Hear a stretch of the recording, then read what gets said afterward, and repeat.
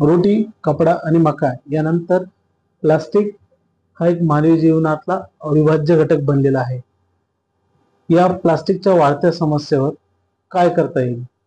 90च्या दशकापासून आपण शक्तिमान पाहिला, स्पायडरमॅन पाहिला, बॅटमॅन पाहिला आणि पॅडमॅन सुद्धा पाहिला. पण आपल्या भारताकडे एक प्लास्टिक मॅन सुद्धा आहेत, ज्यांनी या प्लास्टिकच्या वाढत्या समस्येवर उपाय शोधला.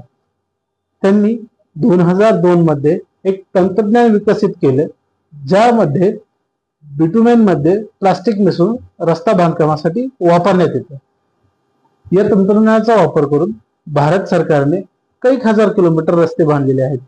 या तंत्रज्ञानामुळे रस्त्याच्या देखभालीचा खर्च कमी झाला आणि मुसळधार पावसापासून रस्त्यांचं होणारं नुकसान कमी झालं.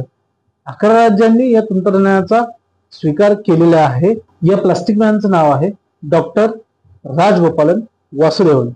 डॉक्टर राजगोपालन वासुदेवन हे मदुराई, तमिळनाडू येथील एका अभियांत्रिकी कॉलेजच्या रसायनशास्त्र विभागाचे निवृत्त प्राध्यापक आहे.